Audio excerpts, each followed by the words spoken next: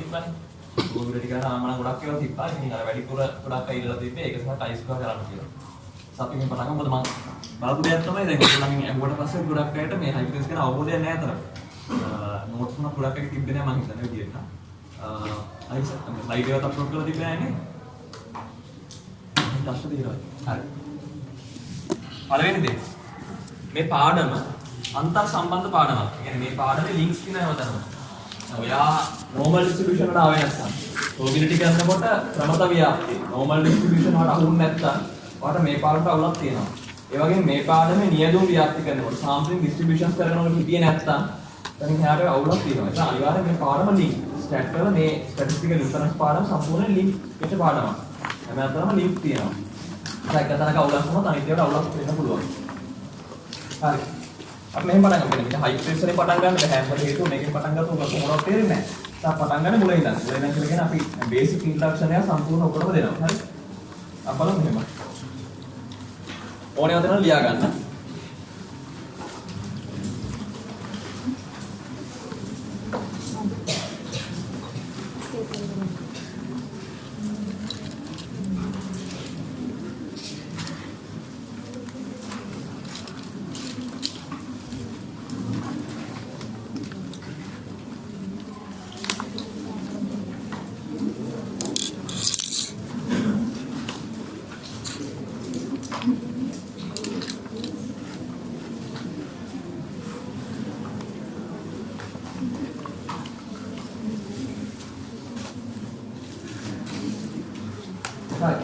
අපි පටන් ගමු. හිතන්න ඔයගොල්ලෝ ඕනේ අධ්‍යයනයක් කරන්න මේ කැම්පස් එකේ. ජයවර්ධනපුර කැම්පස් එකේ ඉන්න ළමයින්ගේ සාමාන්‍ය බර. ඇවරේජ් වේට් එක හොයාගන්න ඕනේ. අපි හිතමු මේක තමයි අපේ අධ්‍යයනය. හරි. ජයවර්ධනපුර කැම්පස් එකේ ඉන්න ඔක්කොම ළමයින්ගේ ඇවරේජ් වේට් එක සාමාන්‍ය බර කීයද කියලා හොයාගන්න ඕනේ. කාට විකල්ප දෙකක් තියෙනවා. එක්ක වාට පුළුවන් මේකට අපි කියනවා සෙන්සස්. අපි කියනවා සංගණනයක් කරන්න පුළුවන්කම තියෙනවා. එහෙම නැත්නම් නියම සමීක්ෂණය. sample evaluation එක කරන්න පුළුවන්කම තියෙනවා. එහෙනම් මෙහෙම.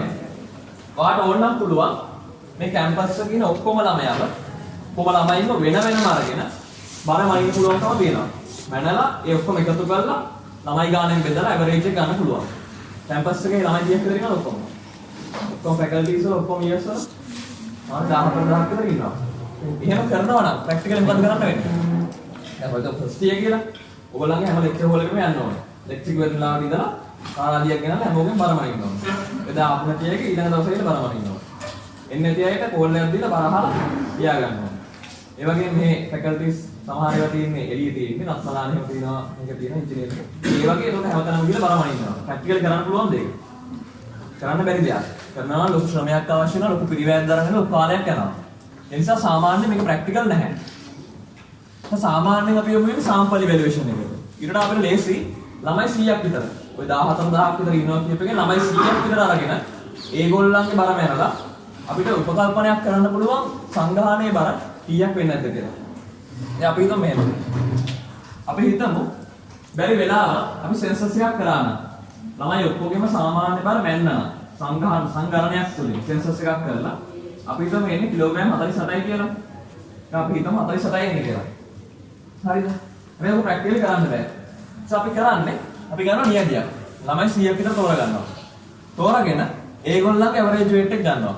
100කගේ බරම ඉන්න පුළුවන් සාමාන්‍යයෙන්. බර මැනලා සාමාන්‍ය ගන්නවා. එහෙනම් අපි හිතමු මේක එන්නේ 47යි කියලා. අපි හිතමු මේකෙන් එන්නේ 47යි කියලා. සාමාන්‍ය ගානට මෙන්නේ නැහැ. එතකොට අපි මොකද්ද කරන්නේ? දැන් අපිට ඕනි මේ නියතිය තොරතුරු පදනම් කරගෙන මේ සංගාහනය පිළිබඳව තීරණයක් ගන්න. අපි මේක දන්නේ නැහැ. අපි මෙහෙම වැඩි එකක් ගණනය කරලා නැහැ. අපි ගණනය කරන්නේ මේක විතරයි. අපිට ඕනි දැනගන්න මේ නියතිය පදනම් කරගෙන සංගාහනයේ බර කීය වෙන්නේ නැද්ද කියලා තීරණයකට ලැබෙන්න. මේක බේස් කරගෙන මේක ගැන නිගමනයකට ලැබෙන්න ඕනේ. අපි කියනවා මේ විදියට නියතියක තොරතුරු පදනම් කරගෙන sample එක information base කරගෙන සංගාහනය පිළිබඳ තීරණ ගන්නවට මේක බේස් කරගෙන සංගාහනයේ බර මෙච්චරයි කියලා කියන එකට අපි කියනවා statistical inference කියලා. ඒක කියනවා සංඛ්‍යාන අනුමිතිය කියලා. කියන්නේ නියැදිය තොරතුරු පදනම් කරගෙන සංග්‍රහණය පිළිබඳව තීරණ ගන්නවට. ඔයාලට කැමති වචන වල ලියා ගන්න. කියන අතරම අපි decisions ගන්නවා සෙන්සස් එක සම්පූර්ණ population එක ගැන sample evaluation එකෙන් කරපු ඒ ආපු information base කරගෙන. මේක information base කරගෙන මේක ගැන decisions ගන්නවා. ඒකට අපි කියන statistical inference කියලා.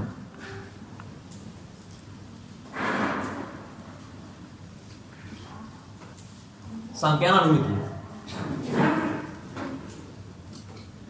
දැන් මේ වචන දෙකක් තියෙනවා sampling and statistical inference කියලා.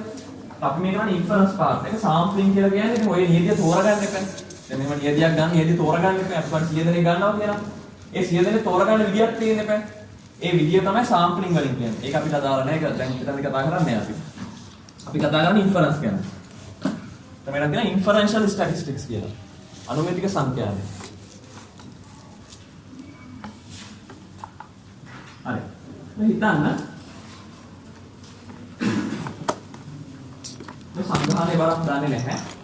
අපි දන්නේ සාම්පල් එකෙන් ගණනය කළාම කිලෝග්‍රෑම් 47 විතරයි.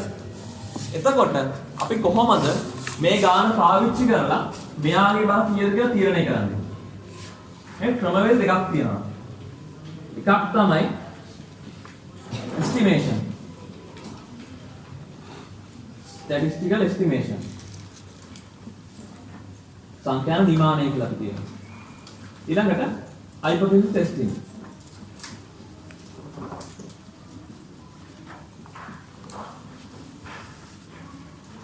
කල්පිත පරීක්ෂාව. සංඛ්‍යාන නිමානය සහ කල්පිත පරීක්ෂාව. එතකොට මේක මෙහෙමයි. දැන් මේක අවර සිංහලෙන් කරනවද දන්නේ නැහැ. මේක සිංහලෙන් කරන එක අමාරුයි හරිද? මේ සබ්ජෙක්ට් එක සිංහලෙන් මේකේ වචන අමාරුයි. දැනුම නෙමෙයි අවුල තියෙන්නේ. මේකේ මේ වචන හරි අවුල්. දැන් ඉස්සරහට කරනකොට තේරෙයි. කරනකොට මේකේ සිංහල වචන හරි අමාරුයි. වඩා ලේසි ඉංග්‍රීසි. Estimations and hypothesis testing. හරි. හිතන්න අපිට විකල්ප දෙකක් තියෙනවා estimation වල. ඉගෙනගෙන නැති මේවා. Point estimation and interval estimation. අපි කියනවා ලක්ෂණය නිමානය සහ ප්‍රාන්තර නිමානය. Point estimation and interval estimation. දැන් මේක මෙහෙම දැන් මේ කියන්නේ. දැන් අපි ළමයි 100ක් කරගෙන සාමාන්‍ය බර අපිට ආවා කිලෝග්‍රෑම් 47යි කියලා. හරිද? එක විකල්පයක් තමයි අපිට කියන්න පුළුවන් නියැදියේ බර 47යි නම් සංග්‍රහණයේ බර 47 වෙන්නේ නැති කියලා. මේකේ 47යි නම් සම්පූර්ණ සංග්‍රහණයේ 47යි වෙන්නේ නැති කියලා අපිට කියන්න පුළුවන්. ඒකට අපි කියනවා point estimation කියලා. එහෙනම් මෙයා 47යි නම් අපි කියනවා මෙයාත් වෙන 47 වෙන්නේ නැති. ලක්ෂමය නිමානය කියන්නේ ඒක. මෙයා 47යි නම් එයාත් 47යි. මේ ලක්ෂමය නිමානය කියන්නේ. අපි කිව්වා සංගණනයක් කරා නම් ආවේ බර කීයද? 48යි. මේක හරිද වැරදිද? ඒක වැරදි. ඒ ලක්ෂමය නිමානයේ අවුල ඒකයි. ලක්ෂමය නිමානය සාර්ථක වෙන්න තියෙන හැකියාව අඩුයි. මේ point estimation එක කියන එක හරියන දිනකට අඩුයි.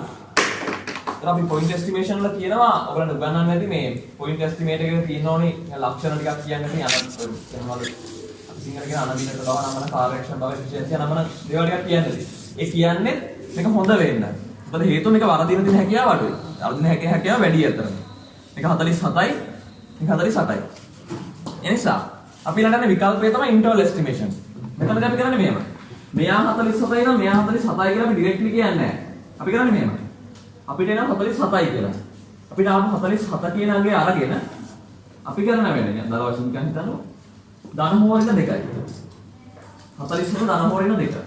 එහෙනම් අපි කියනවා අපිට සාම්පල් එකකින් ආවේ 47යි.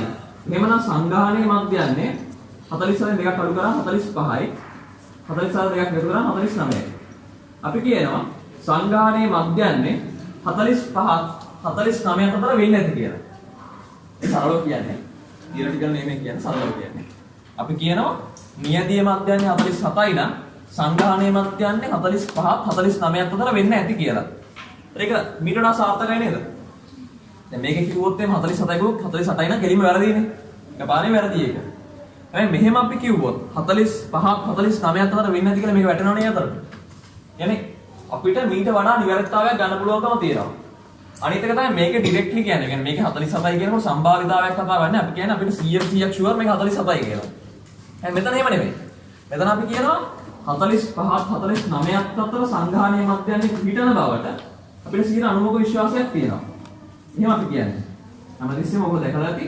ඔයාලට කියන ප්‍රාන්තර නිමානයේ කොන්ෆිඩන්ස් ලෙවල් අපි කොන්ෆිඩන්ස් ඉන්ටර්වල් එකක් ගන්නකොට අපි කියනවා හැමතිස්සෙම අපි කියන්නේ නියැදිය මධ්‍යන්නේ 47යි නම් අපි කියනවා සංඝානීය මධ්‍යන්නේ 45ත් 49ත් අතර වෙන්න ඇති කියන එක බවට අපිට 90ක විශ්වාසයක් තියෙනවා.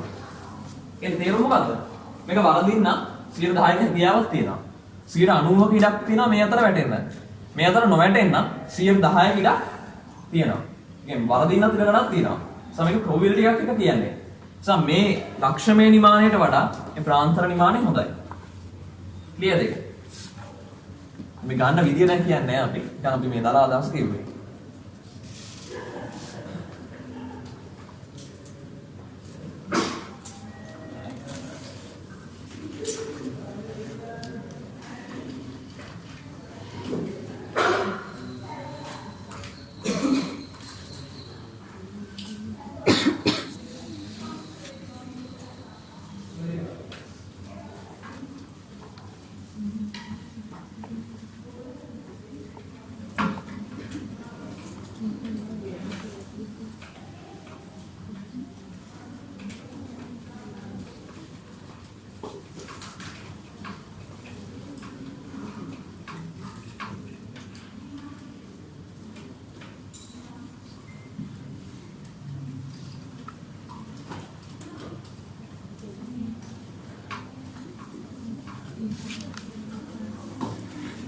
හරි.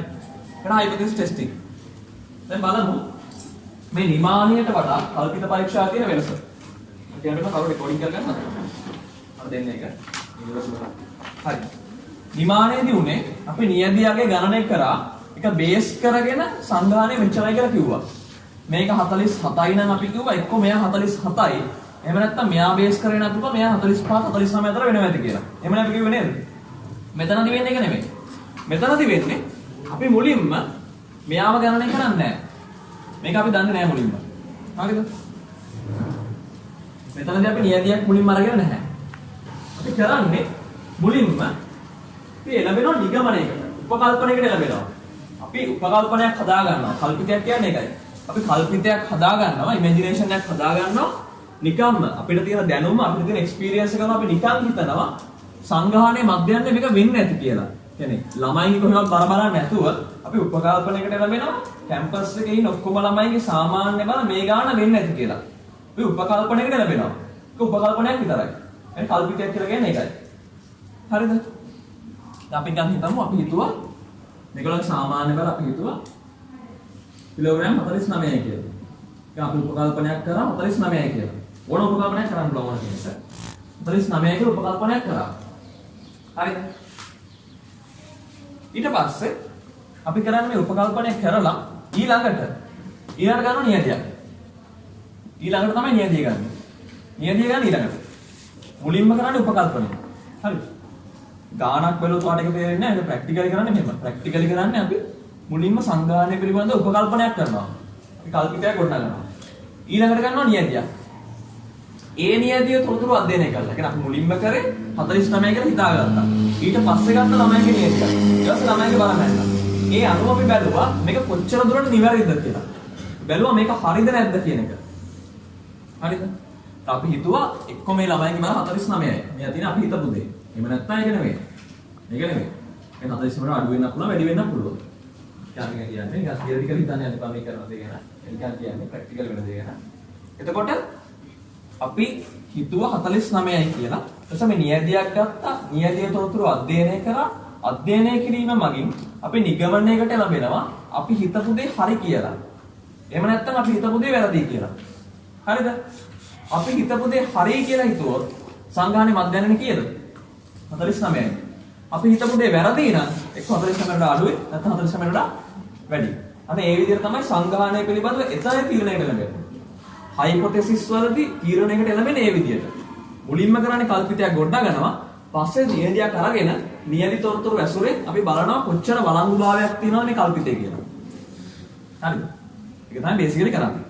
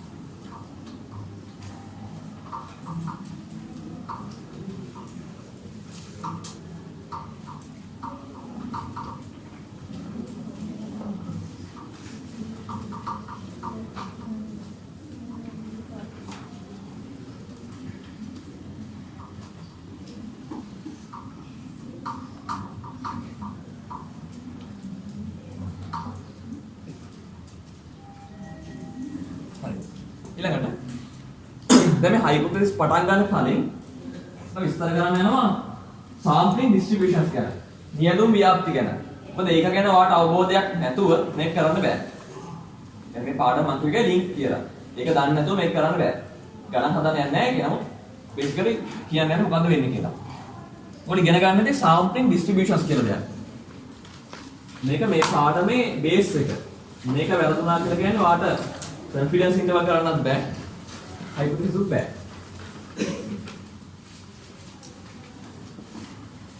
නියදුම් ව්‍යාප්ති. දැන් මේක හරය තේරුම් ගන්න. මොකද්ද මේකේ කතාව කියන එක. නිකන් තියරිටිකල් නිකන් ෆෝමියුලාස් බලන්න එපා.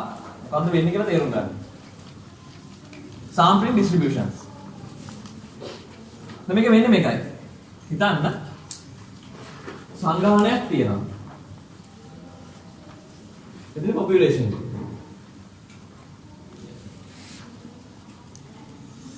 එහෙනම් අපි හිතමු කැම්පස් එකේ ඉන්න ඔක්කොම ළමයි ටික. ළමයි 14000ක් ඉන්නවා ඒ ඔක්කොම ටික. හරිද? අපි කිව්ව මේගොල්ලෝ බාර තමයි අපි බලා ගන්නවා. අපිට පුළුවන් මේකේ ළමයි 10 දාලා නියදි ගන්න. 10 දෙනෙක්ගේ නියදියක් ගන්නවා. තව 10 දෙනෙක්ගේ නියදියක් ගන්නවා. දැන් අපිට මේ 10 දෙනාගේ නියදිය ගත්තා. ඒ 10 දෙනාගේ බරවල සාමාන්‍ය බැලුවා. next bar එක ගත්තා. ඒ ළමයිගේ බරේ මධ්‍යන්නේ ගත්තා. හරිද? තව ළමයි 10 දෙනෙක් ගත්තා. ඒ ළමයිගේ බරේ මධ්‍යන්නේ ගත්තා. තව 10ක් ගත්තා. බරේ මධ්‍යන්නේ ගත්තා. මොන නියදි ගන්න පුළුවන්. මොන නියදි ගන්න පුළුවන් ප්‍රමාණයක් තියෙනවා ඒක අවශ්‍ය නැහැ. මොන නියදි ගන්න පුළුවන් දිගටම. හරිද? අපිට පුළුවන් සංගාහනයකින් ওই විදිහට ප්‍රමාණිකූලව නියදි ගන්න දිගටම. හරිද? අරගෙන මධ්‍යන්නේ ගණනය කරන්න පුළුවන්. නියදික මධ්‍යන්නේ අපි හඳුන්වන්නේ x බාර වලින්. හරිනේ? කොහොම ගන්න පුළුවන්? හිතන්න. දැන් අපි නියදි 10යි ගත්තේ කියලා. දැන් සම්පූර්ණ ගන්න පුළුවන් නියදි ගන්න 10යි කියලා. ඒ සමාන 10යි. නියදි ගන්න 10යි. ඊටලා වැඩි වෙන්න පුළුවන්. මම නිකන් උපකල්පනය කරනවා 10යි ගන්න කියලා. හිතන්න අපිට මේක එක බරවල එන්න පුළුවන්. මේ 10 දෙනාගේ නියදි බර ගත්තට පස්සේ 48 වෙන්න පුළුවන්. මේගොල්ලන් 46 වෙන්න පුළුවන්. එක එක ගණන් එන්න පුළුවන්. 47 වෙන්න පුළුවන්. එක එක ගණන් එන්න පුළුවන්. හරිද? හිතන්න අපි කරන වැඩේ මේ අගයන් ටික ටේබල් එකට දානවා. ඒක වගුවකට දානවා.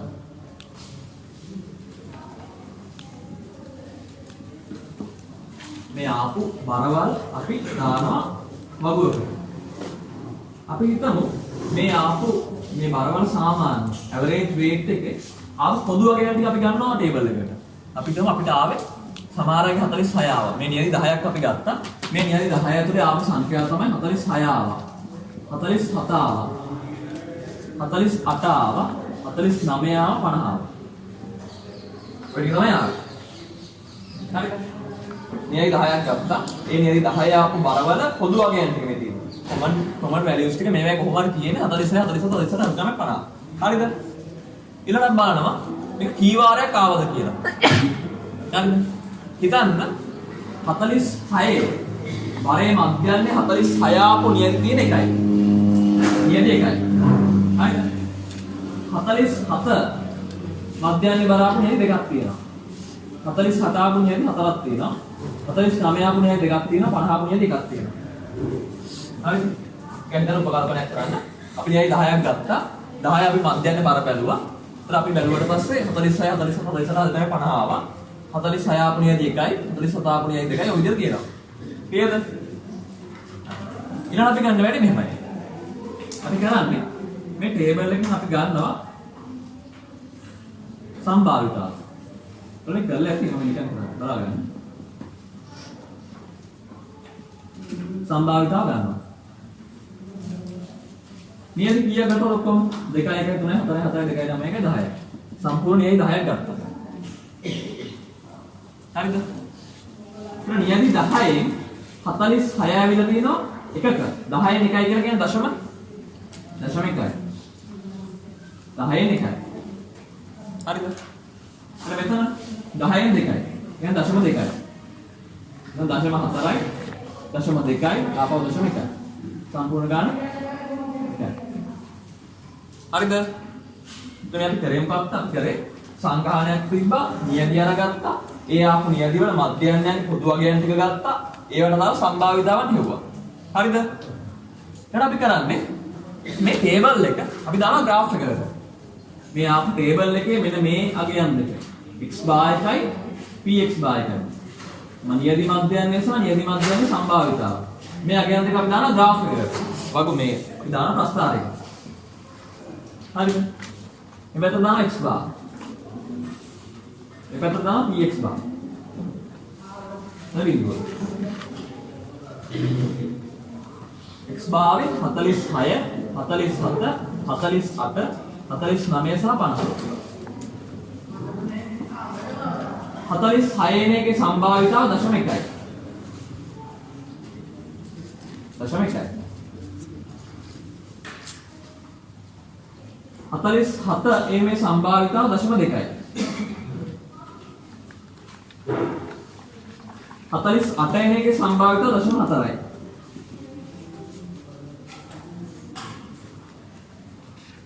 49 සම්භාවිතාව 0.2යි. 50 සම්භාවිතාව 0.1යි. ඔද ලකුණු කරනවා. කරේ වෙන මොකක්වත් නෙමෙයි. මේ නියදි මධ්‍යයන්ය සහ සම්භාවිතාව එහෙම් පිටින් ප්‍රස්ථාරගත කරපු එක. හරිද? ඊළඟට මේ ලක්ෂ ටික යා කරන්න.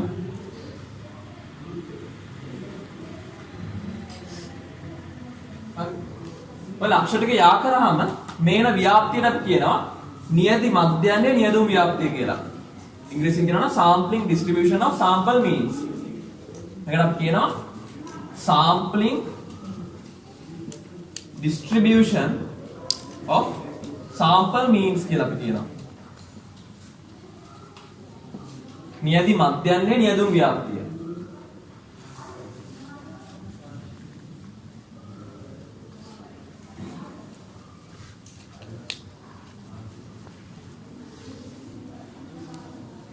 මේ නියදි මධ්‍යයන්ය නියදුම් ව්‍යාප්තිය නේ අමුතු එකක් නෙවෙයි. අපි කරේ සංඝාණයක් ගත්තා. ඒ නියදි දිගටම අරගෙන ගියා. ඒවැ මධ්‍යයන්යන් ගත්තා. ඒ මධ්‍යයන් වල එක දින සම්භාවිතාව හෙව්වා. ඒ මධ්‍යයන් ටිකයි සම්භාවිතාවන් ටිකයි එම් සිතයකට දැම්මා. ප්‍රස්ථාරයකට දැම්මා. මෙමඩ ඔස්සේ මේකට අපි කියනවා නියදි මධ්‍යයන් නියදුම් ව්‍යාප්තිය කියලා. අමුතු දෙයක් නෙවෙයි මේක. හරිද? මට කියන්න ඔයගොල්ලෝ ඉගෙනගෙන ඇති ව්‍යාප්ති වර්ග තුනක්. සම්භාවිතා පාඩමේදී ඉගෙනගෙන ඇති ව්‍යාප්ති වර්ග තුනක්. මොනවද? එකක් කියන ඇති බයිනෝමියල් කියලා. සිංහලෙන් කියන ද්විපද ව්‍යාප්තිය කියලා. දෙවෙනි කියන ඇති පොයිසෝන් ව්‍යාප්තිය. දැන් සිංහලෙන් කියන්නේ පොයිසෝන් කියන තමයි. තුන්වෙනි කියන ඇති නෝමල් ඩිස්ට්‍රිබියුෂන්. එහෙම නේද? තුනක් ඉගෙන ගත්තා නේ. නෝමල් ඩිස්ට්‍රිබියුෂන් සිංහලෙන් කියන්නේ ප්‍රමත ව්‍යාප්තිය කියලා. එහෙනම් මේ තුනක් ඉගෙනගෙන ඇති. මට කියන්නේ මේ ව්‍යාප්තිය විශ්ලේෂණය බැලුවට පස්සේ මේක මොනවා ව්‍යාප්තියක්ද? මේ තුනේ මොකක්ද මේක? මොකක් වගේ කරන්නේ? නෝමල් ඩිස්ට්‍රිබියුෂන් එක. මේක ප්‍රමත ව්‍යාප්තිය.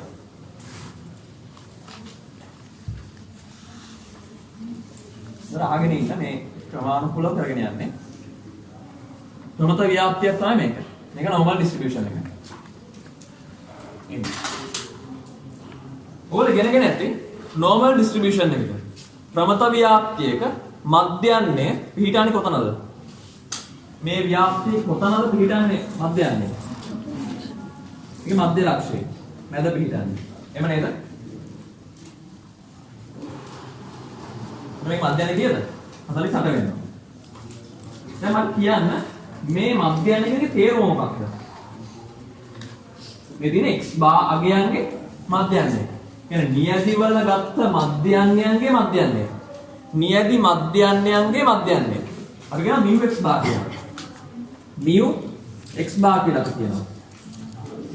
x bar වල මධ්‍යයන්යක් කියනවා mu x bar කියලා.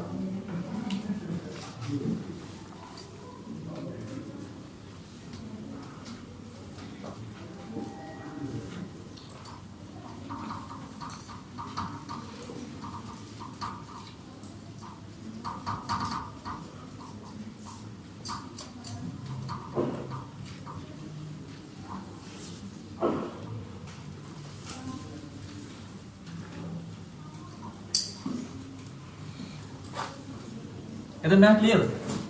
හරි. මේක මධ්‍යයන්ය අපි කිව්වා mu x bar. නියදි මධ්‍යයන්යගේ මධ්‍යයන්ය. දැන් මේක ඔයගලන්ට උගන්වලා ඇති.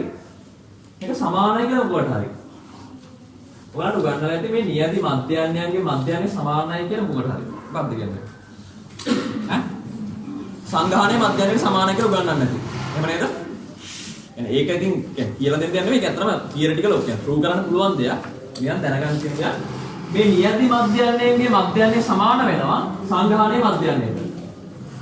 අර අපි කියව පොපියුලේෂන් එකේ මීන් එකට සමාන වෙනවා මේ මධ්‍යයනයන්ගේ මධ්‍යයනය. මේ ගන්න නියති ඔක්කොම වල මධ්‍යයනයන් ටික එකතු කරලා නියති ගාණයෙන් බෙදුවොත් ඒන උත්තරේ සමාන වෙනවා සංඝාණය මධ්‍යයනයට. කියන්නේ ඔයාට මේ කැම්පස් එකේ ළමයින්ගේ ඔක්කොම බරවල සාමාන්‍ය ගන්න ඕන නම් ඔයාලට කරන්න තියෙන්නේ ඔම නියති ගොඩාක් අරගෙන. ගොඩාක් කියන්නේ ගන්න පුළුවන් උපරිමය ගන්න ඕනේ. අරගෙන ඒ හැම නියතියක මධ්‍යයන්ය ගණනය කරලා ඒවැය මධ්‍යයන්ය ගත්තොත් සමාන වෙනවා ඔක්කොම ළමයින්ගේ බරවල සාමාන්‍යය. නිසා අපි කියනවා μx සමානයි μ කියලා. එතන මේ තියෙන්නේ μ.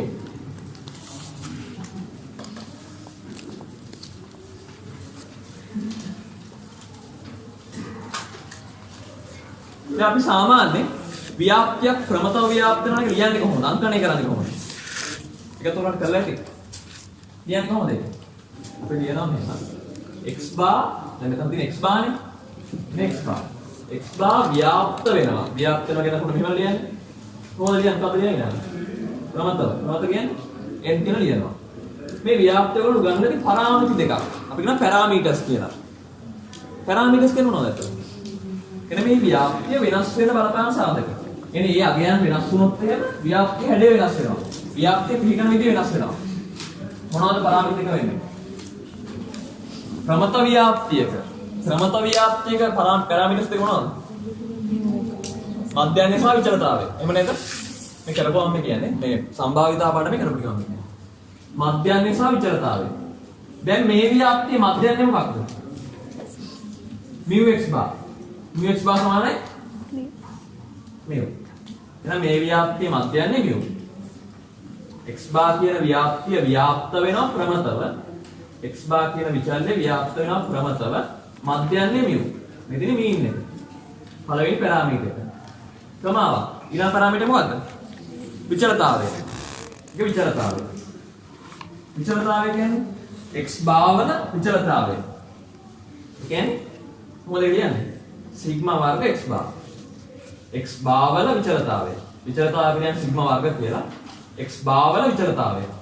හරිද? මේක ඔයගොල්ලෝ ගන්නන්න නැති x bar වල විචලතාවය හොයන ලේසි ක්‍රමයක්. විචලතාවය කියන්නේ කමාරු. ඔයගොල්ලෝ ඉස්සෙල්ලා කරලා තියෙන්නේ ඔය වරම් මනම් වර්ග දදා කියලා කරලා තියෙන්නේ. මේක හොයන ලේසි ක්‍රමයක් උගන්වලා ඇති. කොහොමද හොයන්නේ? දැන් අපි කිව්වා නියති මධ්‍යයන්යේගේ මධ්‍යයන්ය සමානයි සංඝාණ මධ්‍යයන්යට කියලා. ඒ වගේ නියති මධ්‍යයන්යේගේ විචලතාවය සංඝාණ මොකක් ඇසුරින් හොයනවා කිව්වේ? සංඝාණ විචලතාවය තුලින් හොයන්න පුළුවන් කියලා කිව්වා නේද? එහෙම කියනවද? අනු ගන්නන්න නැති මේ නියති මධ්‍යයන්යන්ගේ විචලතාවය සමානයි සංඝාණ විචලතාවයේ බෙදීම එයි තරමයි. එහෙම නේද? සිග්මා වර්ග බෙදීම n කියලා. කියලා වාට පුළුවන්කම තියෙනවා මේ නියති මධ්‍යයන්යන්ගේ නියතුම් ව්‍යාප්තියේ විචලතාවය හොයන්න ලේසි ක්‍රමයක් තියෙනවා. විචලතාවය සංඝාණ විචලතාවය බෙදනවා එයි තරමයි. සිග්මා වර්ග බෙදීමෙන්.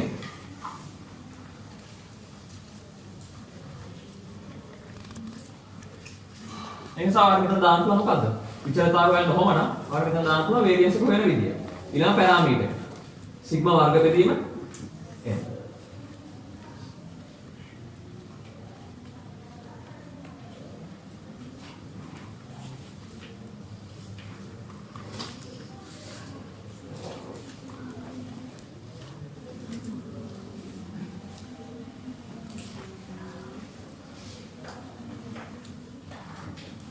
දැන් හොඳට බලා ගන්න. රිස්ටර්ට් අපේ අක්කියක් තියෙනවා රිපීට් පේජ් එකක් තියෙන. නිසා හොඳට බලා ගන්න. එතකොට අනික මම හිතන ඔයගොල්ලන් මිඩ් මාක්ස් ගොඩක් අය අඩු මම හිතන්නේ. මිඩ් එකම තමාරු කරනවා ඒගොල්ලෝ. එන්න නිසා ඊට වඩා සාපේක්ෂව ලේසි. හරි බලා ගන්න. මේ නියති මධ්‍යයන්යේ යදුම් ව්‍යාප්තියේ මධ්‍යයන්ය අපිට μx බා ඒක සමාන සංඝාණ මධ්‍යයන්යේද. නිසා මෙතන ගන්න පැරාමීටර් එක μ කියලා. මේ ව්‍යාප්තිය විචලතාවය සමාන වෙනවා සංඝාණ විචලතාවය බෙදීම නේ ධර්මයි. දැන් අයින් එක මෙහෙම වෙන්නේ කියලා හිතන්න යන්න එපා. ඒක එහෙම වෙනවා. සිග්මා වර්ග බෙදීමෙන්. මේ රූකණයක් උගලම දාලා වෙන්නේ නැහැ. මේක මෙහෙම වෙනවද කියන එක. ඒතර සිග්මා වර්ග බෙදීමෙන්. මොකද දානවා වේරියන්ස් එක. මෙතන ඊළඟ පැරාමීටර් එක. ප්‍රමත ඕනම ව්‍යාප්තිය පැරාමීටර්ස් දෙක වෙන්නේ. මොකද හේතුව මේ දෙක වෙනස් වුණොත් මොකද වෙන්නේ? ව්‍යාප්තිය හැඩය වෙනස් වෙනවා. දැන් මේක මධ්‍යන්නේ වෙනස් වුණොත් මොකද වෙන්නේ? මේ ව්‍යාප්තිය කේන්ද්‍ර වෙන තරම් මොකද වෙන්නේ? වෙනස් වෙනවා. මේක 50 වුණොත් එහෙනම් මේක මෙහෙම කේන්ද්‍ර වෙන්නේ. විචලතාවය වෙනස් වුණොත් මේක හැඩය වෙනස් වෙනවා. කොහොම වෙනවා? ඒක වෙනවා. ඒකයි පැරාමීටර්ස් කියලා කියන්නේ. පැරාමීටර්ස් කියලා කියන්නේ මේවා වෙනස් වීම මත මේ ව්‍යාප්තිය හැඩය වෙනස් වෙනවා සහ ස්ථානය වෙනස් වෙනවා. හරි. ඔක මුලින්ම තේරුණාද බලන්න. ඔතෙන් නියැදි මධ්‍යන නියැදි ව්‍යාප්තිය තියර එක. හරිද? ක්ලියර්ද ඒක? පැහැදිලිද? ප්‍රශ්න දිනන යවන්න. මොකද මේක ටිකක් අමාරුයි. සහ ප්‍රශ්න දිනන යවන්න. ඊළඟට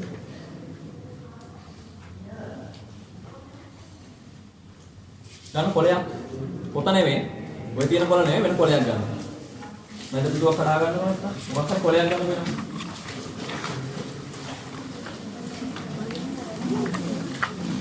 වෙනම කොලයක් ගන්න. ඒ කියන්නේ ඔයාට මේක අතේ තියෙනවා. ඔයා මේක ලියනකොට ගාන හදනකොට මේක අතේ තියෙන්න වෙනවා.